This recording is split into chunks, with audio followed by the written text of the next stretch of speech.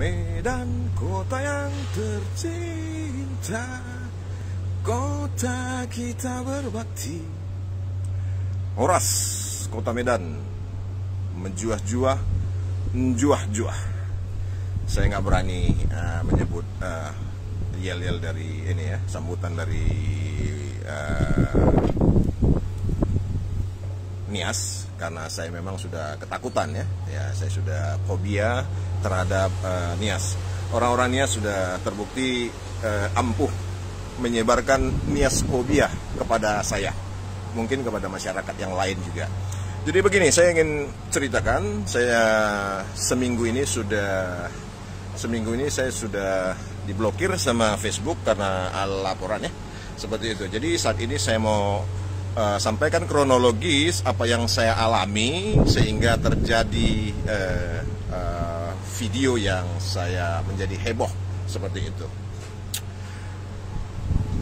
Dulu saya dikenalkan oleh seseorang, diproyeksikan menjadi seorang wakil ketua Banteng Muda Indonesia Kecamatan Medan Selayang, di mana ketuanya adalah Yamitema Tirtajaya Laoli. Kemudian Tirta Jaya Laoli meng-SMS saya dan akhirnya kami berjanji berjumpa di restoran Jerman di dekat Tasbih. Saya lupa namanya, restoran Jerman di dekat Tasbih di Jalan Setiabudi. Kemudian saya membawa teman saya, seorang teman saya, etnis Tionghoa, bukan ini ya. Teman saya etnis Tionghoa, ya sahabat saya lah waktu itu kan begitu. Dan kemudian biayanya 700.000 dan dibayar oleh Yamitema Laoli seperti itu. Saya ingat sekali angkanya. Nah, saya ditraktir seperti itu, otomatis saya berpikir bagaimana membalas budi ini seorang sahabat seperti itu. Dan akhirnya saya berujar, besok-besoknya saya berujar, saya teringat itu hutang budi saya ditraktir 700.000 rupiah. Saya bilang seperti ini, ketua, apakah punya kenalan di Taman Setiabudi Indah di perumahan? Adakah punya relasi? Dan dia bilang, ada bang, Odi Batubara. Waktu itu Sekcam di kecamatan kantor camat Selayang. Odi Batubara adalah ponakan Yopi Batubara almarhum, yaitu pemilik PT IRA pengembang perumahan Setiabudi Indah Medan 1 dan 2. Dan akhirnya mereka berjanji, kami bertiga rapat untuk mengatur segala sesuatunya. Angin kencang ya, mengatur segala sesuatunya. Dan 2014 sambil ini berlalu, saya 2014 berangkat ke Inggris di awal Desember, sekitar tanggal 2. Nah, di awal Desember sekitar 2-3 seperti itu. Dan kemudian Yamitema Laoli ternyata memiliki kontak dengan Pak Diang Yopi Batubara dan menerima kontrak dari Yopi Batubara. Kemudian saya dipanggil oleh Yamitema Laoli dari Inggris ini. Saya mengerjakannya seperti itu ya, untuk mengeksekusi angkutan sampah, karena profesi saya adalah angkutan sampah swasta, namanya Service Solusi seperti itu. Dan akhirnya karena beliau tidak tahu bagaimana mengeksekusi sampah, akhirnya saya pulang setelah 3 minggu dari sini mengantar anak-anak saya untuk bergabung dengan mamanya yang ambil S3 di sini. Akhirnya saya pulang ke Medan segera 25 Desember untuk mengeksekusi sampah di perumahan Taman Setiabudi Indah Medan 1 dan 2. Saya pulang, saya rekrut orang-orang, saya bangun sistem, termasuk membangun TPA, bekerja sama dengan warga Marga Sembiring ya di Simalingkar B, dan juga ketua PP setempat. Saya nggak mau sebut namanya, ketua pemuda Pancasila seperti itu. Ya, kita bersahabat dengan semua pihak seperti itu. Semua pihak mendapat makanan masing-masing seperti itu.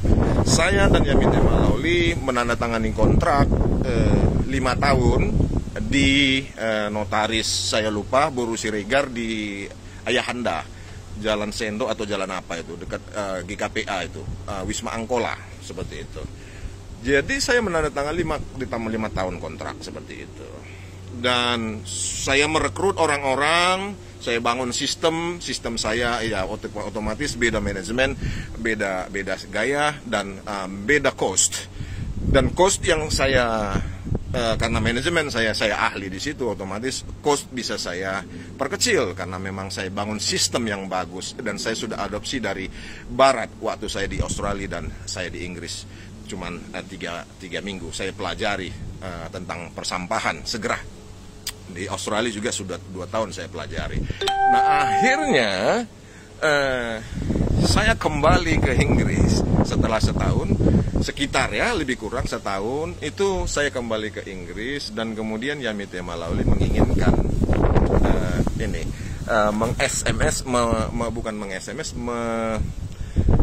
BBM saya, bahwasanya dia bilang TPA saya tidak dipertanyakan legalitasnya, seperti itu. Dan akhirnya ini sudah mulai kelihatan gejala sabotase seperti itu. Dan akhirnya saya kembali ke Medan dan akhirnya saya bilang rupanya malam-malam manajer PT Kanijaya Sentosa bernama Heri itu memanggil anggota saya malam-malam untuk tanda tangan kontrak sepihak, yaitu kontrak hanya sebulan dan sepihak karena Yamitema Lauli hanya yang memegang, pihak KPT Kanijaya Sentosa saja yang memegang kopi kontrak. Dan akhirnya dibajaklah anggota saya, dan keuntungan saya bukakan di sini 30 juta satu bulan. Profit saya 30 juta, dan biasanya saya ini punya invoice 69 juta per bulan kepada PT Kanijaya. Sebelum di luar kutipan yang lain ada iuran berupa potong rumput ya, potong pohon, seperti itu. Ada tagihan berbeda seperti itu. Jadi dia menginginkan. Nah, setelah anggota saya dibajak oleh PT Kanijaya Sentosa, TPA-nya itu juga yang saya bangun kerjasama dengan koordinasi dengan Marga Sembiring di Simalingkar B, seperti itu. Nah, akhirnya setelah hal tersebut terjadi, saya dibajak, saya dirampasi, saya terpukul. Saya bicara dengan Tema Lauli waktu itu, waduh gimana ketua, itu cicilan mobil saya, armada saya ada 1, seperti itu, dan dia diam saja. Kawan-kawan sekalian, saya mengaku bahwasanya tentu saya frustasi.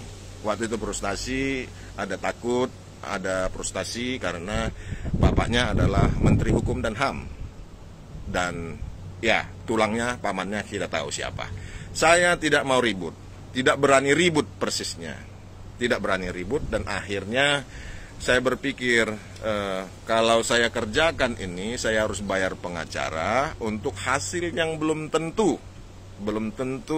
hasilnya. Tapi kalau saya kembali ke Inggris, minimal 1,5 juta per hari saya dapat. Akhirnya saya putuskan dengan rasa kecewa, dengan rasa berat hati, saya putuskan untuk tidak mengambil jalur hukum.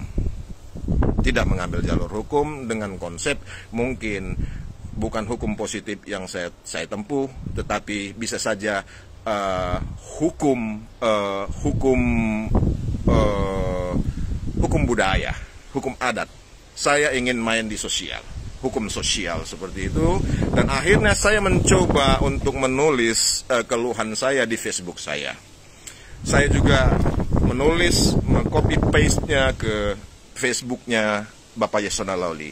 Begini lebih kurang isinya. Kepada yang terhormat, kepada siapa saja yang bisa menghubungkan saya kepada Pak Yasona Lauli, Menkumham RI, agar kami dapat membicarakan kerugian yang ditimbulkan oleh anaknya atas nama Yamitema Tirtajaya Lauli senilai 1,4 miliar rupiah dengan kira-kira 30 juta kali 48 bulan. Seperti itu lebih kurangnya, seperti itu. 1,4 miliar rupiah agar terima kasih. Seperti itu. Dan akhirnya ada yang mengatakan, ada orang PNS, orang NIAS di Pemkab di Pulau Nias, mengatakan dia bisa menghubungkan saya dengan Yasona Lawli, dan akhirnya di akhirnya melalui inbox dia mengatakan pihak Yasona Lawli tidak mengenal saya, pihak keluarga besar Yasona Lawli tidak mengenal saya, seperti itu. Dan saya bilang ini antara damai dan perang. Saya bilang kalau saya siap damai, saya juga siap perang, seperti itu. Artinya perang urat saraf. Tentu ya. Tentu Daud harus punya jarak dengan Goliat. Kalau Daud dengan Goliat tidak punya jarak, Daud pasti mati. Seperti itu. Nah, jadi akhirnya saya copy paste juga itu permohonan saya itu di grup Facebook Nias Selatan, grup Facebook Nias Barat, dan grup Nias lainnya, beberapa yang lainnya. Saya sampaikan keluhan itu, saya sampaikan permasalahan itu di grup Facebook Nias Selatan, Nias Barat, dan lain-lain. Dan akhirnya di grup Facebook Nias Selatan dan Barat itu saya dimaki-maki oleh orang Nias. Saya dibilang sinaga babi hanya karena itu. Ada yang bilang nenek moyang orang Batak itu monyet katanya. Dan akhirnya saya mundur dari situ. Saya mengatakan seperti ini. Saya mohon maaf.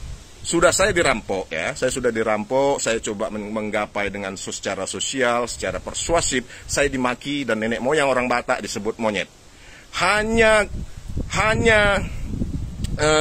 admin grup tersebut yang berhak untuk membantah ini. Seperti itu. Hanya itu. Dan kemudian saya mengatakan seperti ini, saya mohon maaf, saya salah. Tadi saya pikir ada orang Kristen di grup ini, ternyata di grup ini tidak ada orang Kristen, yang ada hanya orang Nias. Saya minta maaf. Saya bersalah, saya bilang seperti itu, dan saya dikeluarkan dari grup itu oleh admin pasti dengan sakit hati dan hancur lebur, karena saya sudah dirampok oleh orang Nias dan kemudian saya dimaki-maki, hanya meminta pertolongan supaya menyelesaikan secara hukum adat, dan akhirnya saya dimaki-maki dan ditendang keluar, seperti itu. Mungkin hal itu membawa ke dalam nurani saya, seperti itu. Begitulah keadaannya sampai suatu saat saya melihat ada kesempatan untuk mendamaikan Ibu Gea dengan, saya lupa itu Marga Ginting itu, saya lupa namanya. Jadi saya berpikir saya mampu memberi 100 juta kepada Ibu Gea untuk uang perdamaian yang dimintanya dari 150 juta, dan Ibu Nur Halimah saya pikir saya bersedia membayar uang sekolah anaknya, keluhan dia, sebelum Ibu Nur Halimah keguguran karena terlalu stres. Itu pasti suami di penjara dan sebagainya, dia pasti stres. Tapi artinya kalau mereka bisa didamaikan seperti itu, diperdamaikan, Ibu Gea bisa dapat 100 juta, itu kan keren. Artinya Ibu Gea bisa membangun hidupnya, sisa hidupnya ke depan dengan 100 juta bisa bisa jadi toke apa begitu. Seperti itu yang pemikiran saya, sangat sederhana seperti itu. Jadi yang mau saya sampaikan, saya sudah dirampoki oleh orang Nias.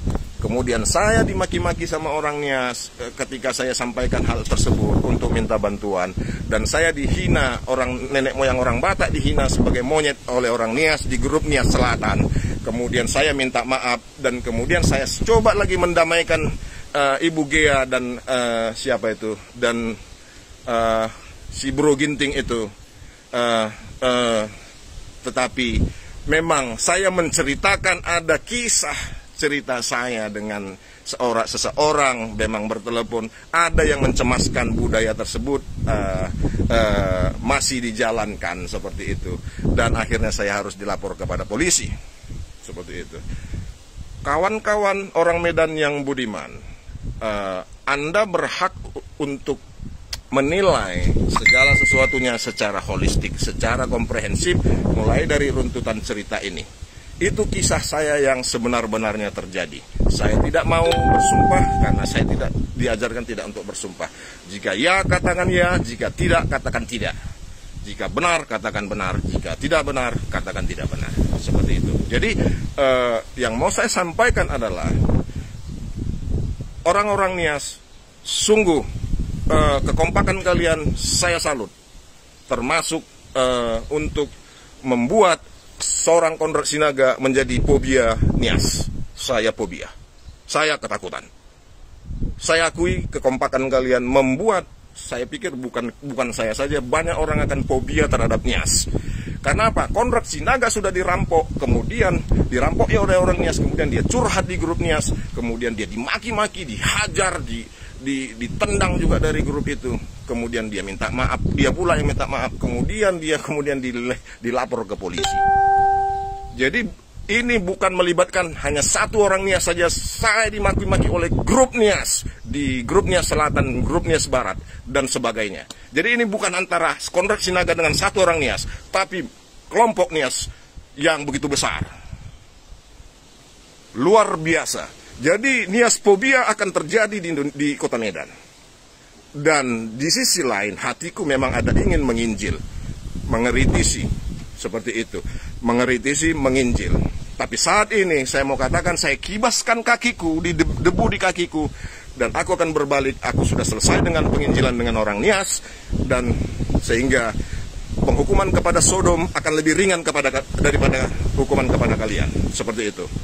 Jadi saya mau sampaikan bahwasanya apapun yang terjadi di depan, apakah saya dijemput oleh Bareskrim seperti yang kalian memang hebat, Yasona Lawli hebat. Dia adalah Menkumham RI yang powerful, maha kuasa di Indonesia. Yasona Lawli maha kuasa di Indonesia. Itu versi orang Nias. Saya akuin itu. Kalaupun saya dijemput dengan tangan terborgol, artinya saya sudah berjuang. Bahwasanya orang Batak bukan kaleng-kaleng, orang Medan bukan kaleng-kaleng. Orang benar tidak boleh kalah dengan sekelompok orang Nias yang powerful karena Yasona Lawli. Saya dizolimi, tapi kemudian kalian melaporkan saya ke polisi. Tuhan besertaku. Kalian mendatangi aku dengan kuasa Yasona Lawli yang maha hebat, Menkumham RI. Saya mendatangimu dengan kebenaran di hatiku, di otakku, di jiwaku, di ragaku. Kebenaran ku bawa untuk kuasa dari Tuhanku yang maha kuasa menghantammu dengan ali-aliku dari jauh. Seperti itu. Intinya apapun yang terjadi di depan, apakah saya harus dijemput oleh Interpol dengan tangan terborgol, saya sudah berjuang. Sudah berjuang menghadapi Nias-Nias bajingan. Nias-Nias yang merasa suci. Kalian kompak menghantami aku. Dan aku berjuang sampai aku tidak mampu lagi untuk mengatakan apapun. Aku berjuang. Dan di sisi lain, aku mengucapkan terima kasih kepada orang-orang Nias yang sudah mengerti dan mendukung aku secara inbox. Demikianlah saya sampaikan hal ini secara komprehensif tanpa teks. Apa yang saya alami, deritaku selama ini ku alami dan ku sampaikan kepada ini. Saya juga udah pernah sampaikan kepada Simon Simanjunta ya. Simon Simanjunta yang staf ahli DPR RI dari PDIP. Saya sudah pernah sampaikan ini karena ini bicara tentang PDIP, tapi ada hubungan dengan PDIP. Tapi Simon Simanjunta, Anda tidak ada respon yang tepat, walaupun kita kawan satu kampus dulu. Ya, saya juga mengecam Anda bahwasanya Anda terlalu ego dan Anda tidak peduli sama teman. Seperti itu. Jadi intinya saya sudah berjuang. Terima kasih. Ada telepon masuk.